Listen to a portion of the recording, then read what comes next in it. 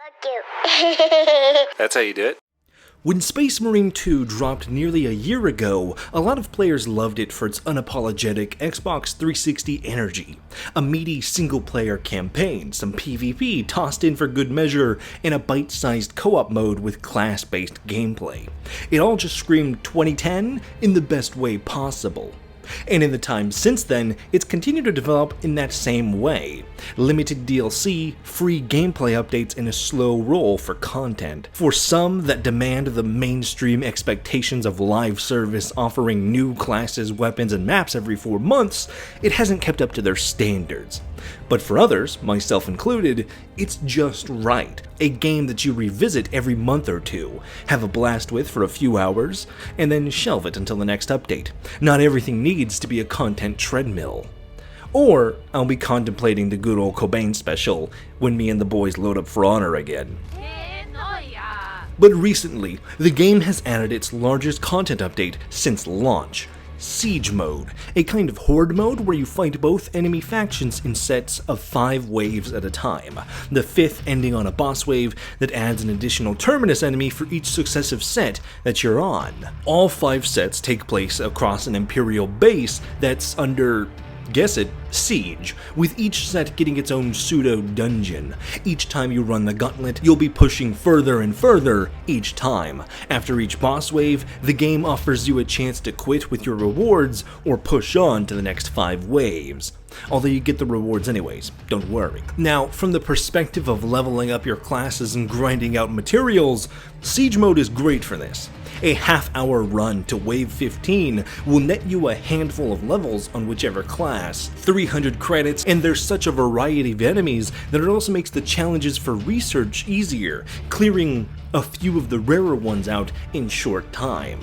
Now, for the slight downside to it, for someone like me, is that Siege doesn't contribute to the unlocks you normally get from completing missions or PvP matches. For all the armor across the classes, while it's helpful to grind out all the prestige tiers, you won't be dripping out your unused classes at the same time. They're gonna have to wait. So you can't go into it like I did and assume while it's a good source of leveling up, that it will also be a quicker path to unlocking the armor on the classes that you've left in the dust so far. Now, beyond the more existential additions that come from Horde, let me show you just why I've been having such a blast with it by comparing it to my other favorite Horde shooter, Gears of War, specifically Gears 3. For context, Gears has been known for its Horde mode since Gears 2 back in 2008. Just a series of 50 increasingly dangerous waves on any given map with up to 4 friends. In 2011 with Gears 3 and Horde 2.0, this was expanded upon with buildable, upgradable fortifications, boss waves on every 10 that brought the Locust Might down on you, and a cache system that allowed you to build structures and buy weapons across the map. In Space Marine, it's somewhat similar but shifts from arena to arena, in 5 sets of 5 for a total of 25 waves and 5 boss waves. Like a series of increasingly challenging rally sprints rather than a marathon from 1 to 50. In Siege, you face waves of 5 at a time with a boss wave at the end. Between waves, you can spend credits you earn to purchase ammo, grenades, and other supplies. Enlist NPC allies from guardsmen, other Astartes, and even a dreadnought if you bank enough points for it. The biggest difference here would be loadout, and that's a matter of gameplay. In Space Marine Siege, you can select one of the class's loadouts as if you're in any other PvE mission, but cannot change or swap those weapons until the next dungeon opens up. So once you pick, you're locked in. And to be honest, this is really the only drag I have with the mode personally, because with me, some of the biggest differences between the weapons is a matter of flavor. On a class like Heavy, I found myself picking the Heavy Bolter over anything else, even though I preferred the Melta for the ad clear on Tyranids, being unsure of whether I would be fighting Chaos or Tyranids until after you select your loadout, felt like it forced me to play it safe rather than prepare for what's coming ahead of time. But all in all, that's just a very minor thing. Compared to all the other good that you can get out of this mode, just gotta keep that in mind and remember that when you are going into the next zone, because it's also not guaranteed to flip-flop. You could have 2 Tyranid missions back to back, or I could keep switching between Tyranids and Chaos with each jump. A really interesting addition I personally love is the side objectives. While arcadey in the way it's presented, Siege does manage to keep you engaged and engrossed in the environment of Space Marine. Whether it's generators to power battle cannons, fuel rods that need heavy Astartes to be moved, or data terminals that need purification. The objectives fed to you on the side are nice little additions that do make the Siege of the Fort feel like a proper mission.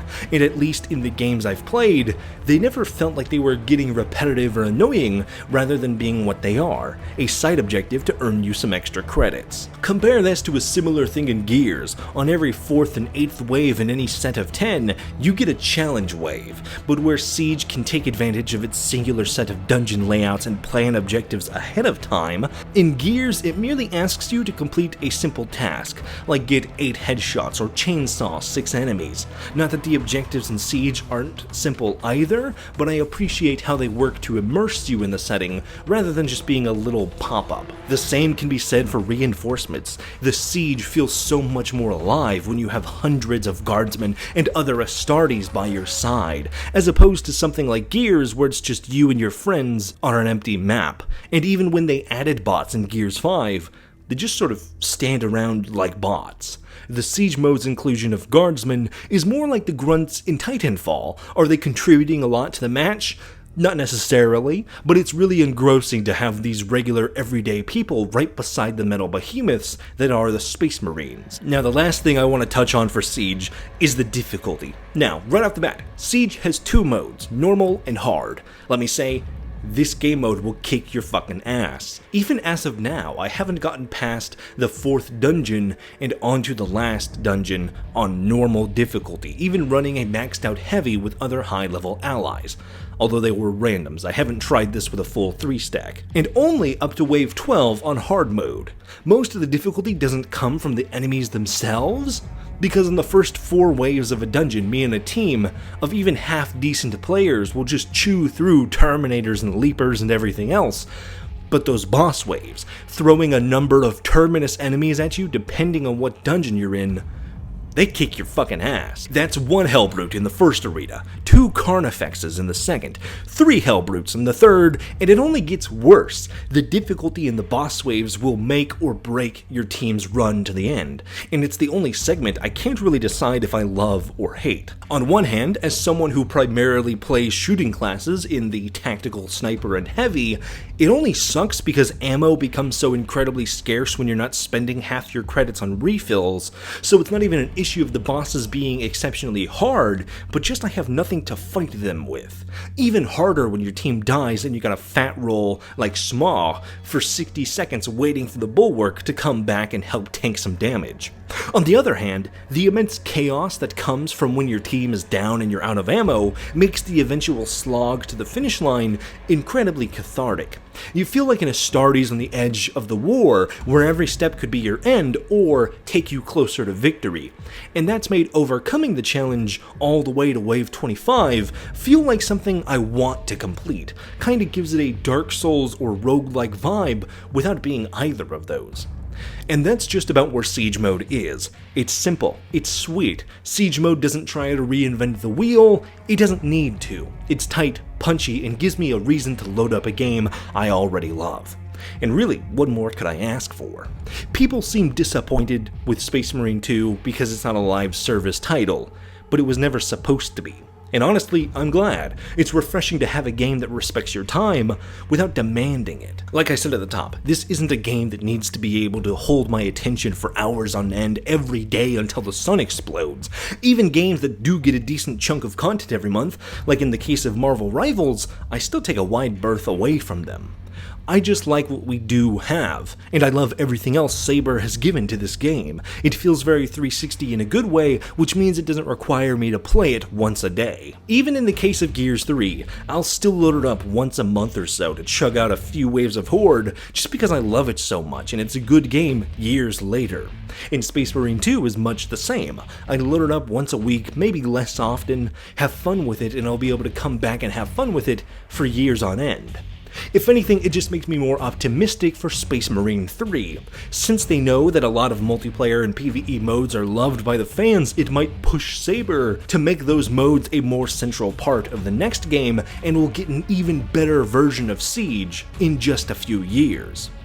Siege mode isn't revolutionary, but it's damn fun, and in a world full of games trying to steal your time, that kind of design feels rare. It's the kind of mode that reminds me why I fell in love with this genre in the first place. So if Saber's listening, keep doing this, and if we ever get a Space Marine 3, give me Siege from day one with a chainsword in one hand and hordes of guardsmen screaming right behind me. I'll be there. As always, a fantastic, wonderful thank you to all my members and patrons who you can join for just $1 a month. You'll get videos early, ad-free, and the ability to vote on upcoming content with some other behind-the-scenes goodies. I'm even working on making some member-exclusive perks in the Discord channel, also linked down below, which is also free for everyone else to join. Stay cool, have fun, and be awesome. Buster out.